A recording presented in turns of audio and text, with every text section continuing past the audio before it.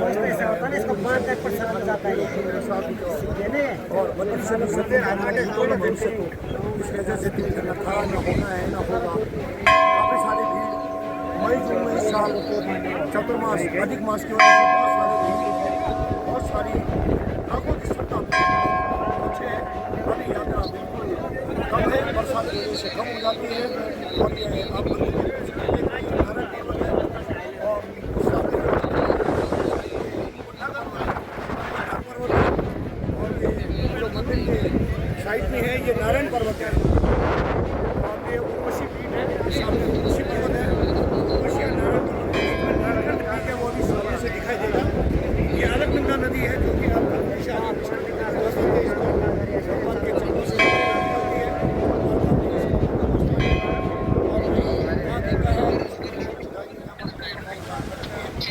और भारत के 4 धामों में सबसे बड़ा धाम है।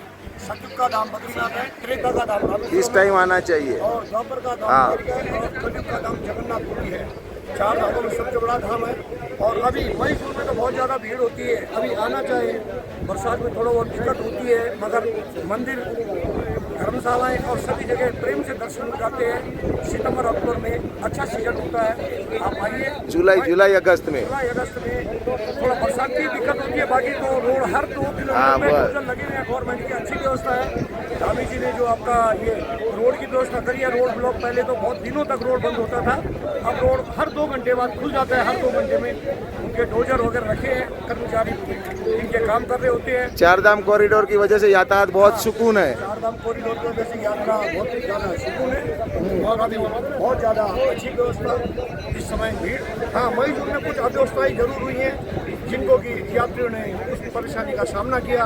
दर्शन में काफ़ी अव्यवस्था हुई क्योंकि भीड़ बहुत लंबी थी, 12-12 घंटे में दर्शन नंबर आते थे और यात्री परेशान हो गए। कुछ लोग बिगड़ दर्शन के भी गए, कुछ लोग नाखुश होकर भी गए, कुछ लोगों को खुशी होकर के दर्शन, जिन्होंने लाइन से दर्शन किए उन लोगों को ही भगवान मिला। बैकडोर वालों को शायद भगवान नहीं दिखता है, पैसे से दर्शन करने पड़ते हैं। पैसों के चक्कर में नहीं, श्रद्धा और भक्ति, श्रद्धा भक्ति से जो लाइन में दर्शन करते हैं उन्हीं को मेरे नारायण दर्शन देते हैं। बोल भगवान बद्री विशाल की जय। तो इधर की यहाँ माना जाता है कि जैसे अल्प मृत्यु अकाल मृत्यु कहते हैं वो होती है, तो यहाँ पर पिंडदान करने से उसकी आत्मा को मोक्ष मिलता है। ब्रह्म कपाल भी है यहाँ पे, ब्रह्म कपाल के बारे में जरा बताएंगे जी।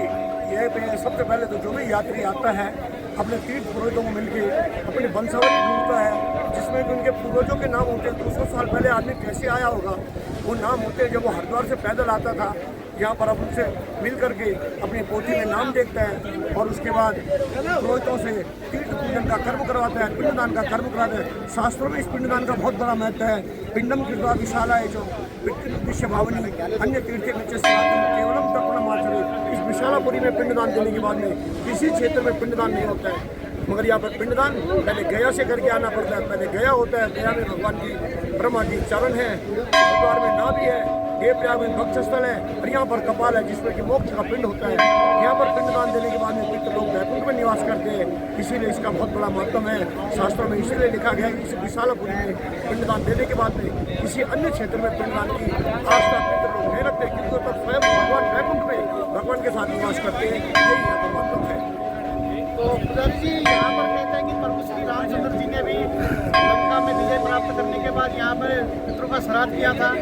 बिल्कुल जरूर किया था। रामचंद्र जी ने सबसे पहले जब विजय प्राप्त की, उनका देवप्रयाग में जो कि गंगा के समीप रामचंद्र जी का बहुत बड़ा मंदिर है, वहाँ पर अपना ब्रह्म हत्या से प्रायश्चित करने के लिए वहीं पर उन्होंने पिंडदान किया।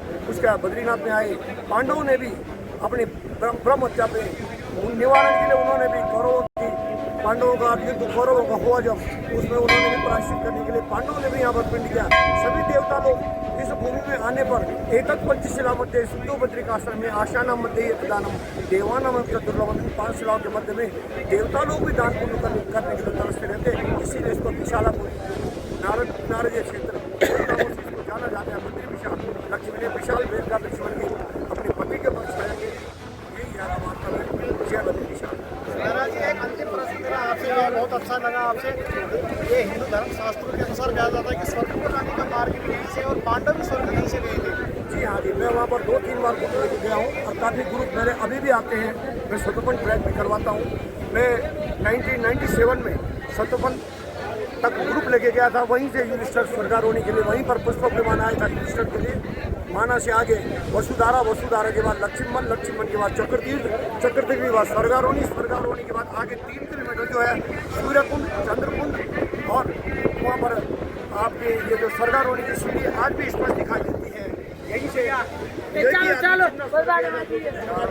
कुत्ता, ये दोनों यहीं से सर गए थे। कुत्ता जो था स्वयं धर्मराज के रूप में था और युधिष्ठिर जी यहाँ से जिंदा स्वशरीर स्वर्ग के लिए गए थे, इसीलिए इसको बैकुंठ कहा जाता है।